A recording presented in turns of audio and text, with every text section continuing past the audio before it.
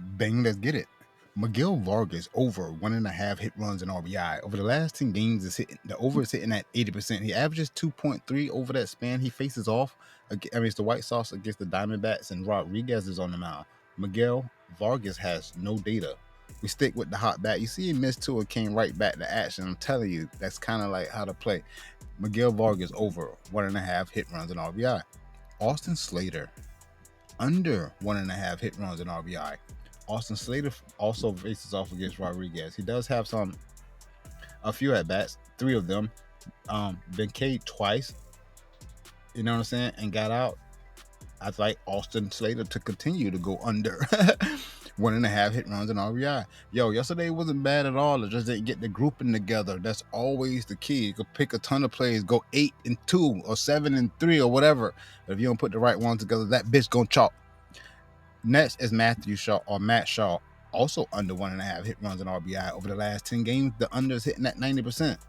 The Cubs face off against the Cards, and it is Liberatore on the mound. And Matt Shaw, does he have any history? He does not.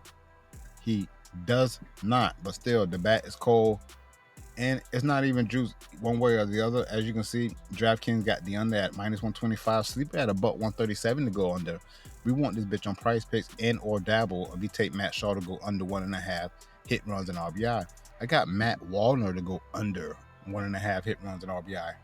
90% to the under over the last 10 is Brian Wu on the mound. So Seattle faces off against the Twins. Brian Wu versus Matt Walner. He has one at bat, and I don't mind it. I'm looking for what I try to stay away from. If they got a ton of at bats and they smacking the pitcher, obviously I'm like, oh nah, he's crushing him. But in this case, Matt Walner under 1.5 hit runs and RBI. I got Victor Scott. His fantasy score, his hitter fantasy score is at 3.5. That's low as fuck, and he's been pounding it. 80% over the last 10 games, and this is in the Cubs Cards game, but Brown has no history versus this entire lineup. You can see him versus right-hand pitchers, Victor Scott at the bottom there.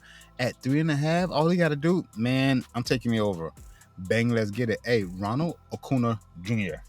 His hitter fantasy score is high as fuck at 9.5, but since his return, he's been on another one. He faces off against Paul Blackman. Look, he got 3 at bats versus Paul Blackman, 1 home run, 1 RBI. I take Acuna to go yard as well as over 9.5 hitter fantasy score. Let's see what his hit runs and RBI is. There is no line. They know better than that. They can't put the bitch at 3.5. Nobody's gonna play it. Ben Brown pitcher strikeout line is at 4.5. Over the last 10 games, the over is hitting at. Over the last 10 outings, the over is hitting at 80%. He averages 6 strikeouts over that span at 4.5. Let's see. The Cubs faces the Cards. He has not played them bitches not once. Well, no data against a ton of the batters, what I meant to say. But I like him to go over. There's no juice. Well, there's only a couple of books. Sleeper got it at about 137. Look at Pinnacle at -115, -115. We need Ben Brown to go out and get 5 strikeouts. That's it. It seems like it's it. Hey, Carson Kelly will strike out. He has a strikeout at 90% of the last 10 games played. I don't care who he faces. It's the Cubs versus the Cards. Carson Kelly will get 1K. Same thing with not the same thing. What happened to Brian Reynolds? Because last year, bro, I don't care what happened. If you're gonna go under 1.5 hit runs and RBI 90% of the time over the last 10 games, bitch, I'm gonna take the under. I'm upset that I didn't catch the bitch earlier. Bang, let's get it. And I had another strikeout. I don't know who it was, or maybe I took that bitch off because I didn't like it. But let's go back and see. I thought I had somebody listed. Oh, it was Brendan Donovan to get a K, but he went 2 games back to back without getting a strikeout. But 80% over the last 10, and then this is also in the Cubs Cardinals game. But there seems like to be 7 or 8 MLB player props for you. Congratulations to the Oklahoma City Thunder. Tyrese Halliburton tore his Achilles in the first quarter. Like, that's what I be saying about the NBA. I hope he recovers. Look forward to seeing him next season.